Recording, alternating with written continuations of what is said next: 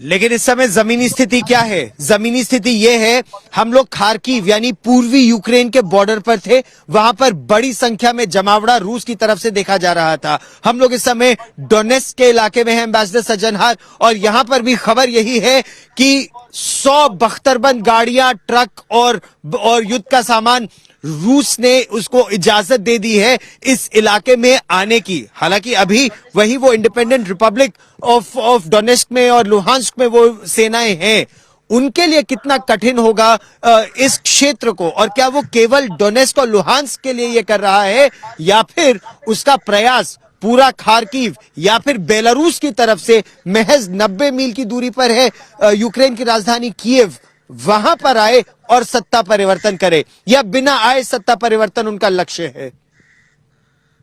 देखिए, अगर मैं आपके आखिरी सवाल का जवाब देने का प्रयास करूं तो मेरे विचार से बिना आए सत्ता परिवर्तन होना तो बड़ा मुश्किल है। तो इसीलिए आकर किसी ना किसी प्रकार का वहां पर ऑक्यूपेशन करना, और तब वहां पर जो भी है रूलिंग क्लीक है या उसकी जगह अपने आप राष्ट्रपति जेलेंस्की की जगह या उनकी पार्टी की जगह कुछ और किसी और को स्थापित करना, वो तो फिर उसके बाद की बात है। परंतु मेरे विचार से जो अब रूस कर रहा है वो स्टेप बाय स्टेप अप्रोच ले रहा है।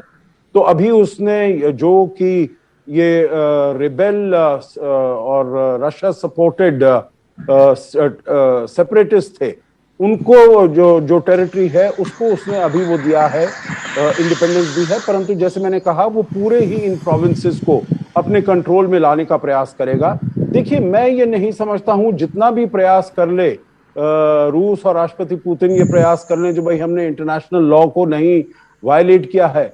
सबसे पहले यूनाइटेड नेशंस के एक मेंबर को आपने उसका टेरिटोरियल इंटेग्रिटी और सॉवरेनिटी खत्म कर दिया है, उसको वायलेट किया है। That is the biggest violation of international law, and no less person than the UN secretary general himself has said.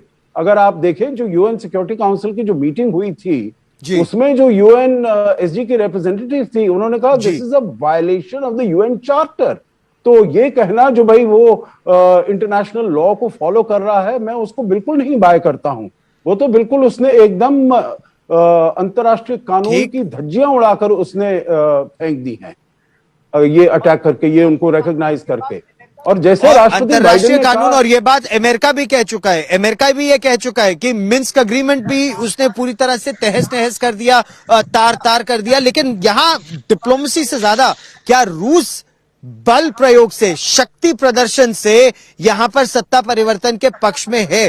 क्या रूस केवल सत्ता परिवर्तन इस तरह से करना चाहता है? राजेश पवार, आपसे हम ये जानना चाहेंगे, क्या बेलारूस के जरिए कीव पहुंचने की रणनीति है, या वो केवल डराने के लिए है? यहां पर हम ब्लैक सी रीजन में भी रशियन फ्लोटिला की बात सुन रहे हैं कि रूस की पनडुब्बियां और लड़ाकू जहाज इस पूरे क्षेत्र में बड़ी संख्या में तैनात है, या फिर जिस तरह से हमारी बात हो रही थी कि वो एयरबोर्न फोर्सेस का भी इस्तेमाल कर सकता है, क्योंकि दुनिया की कोई और ताकत ऐसा लग नहीं रहा है कि यूक्रेन के बचाव में उतरेंगे। देखिए गौरव, ये तो तय है कि कोई भी दूसरा मुल्क अपनी फौज यूक्रेन की मदद के लिए नहीं उतारेगा। यूक्रेन को अपनी रक्षा खुद करनी पड़ेगी।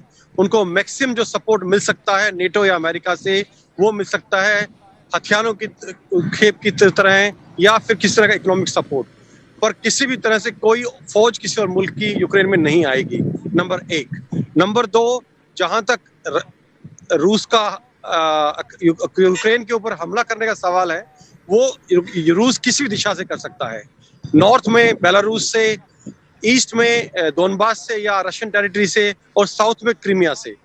इसके अलावा जैसे कल हम बात कर रहे थे, एक पॉसिबिलिटी जो रूस के पास अवेलेबल है वो है उसकी एयरबोर्न फोर्सेस, क्योंकि बहुत से लोग हैं यूक्रेन के अंदर जिनकी सिंपैथीज रूस की तरफ है, और अगर एयरबोर्न फोर्सेस यूक्रेन के अंदर वो उतारता है तो यहाँ एक तरह का क्योस मच जाएगा, और उस हालात में सत्ता को हथियाना रूस के लिए या अपनी मनपसंद यहाँ सरकार बनाना बहुत आसान हो जाएगा, और उसके लिए उसको पूरे यूक्रेन के ऊपर अधिकार करना या किसी भी तरह से और टेरिटोरियल एक्सपेंशन करने की जरूरत भी नहीं पड़ेगी।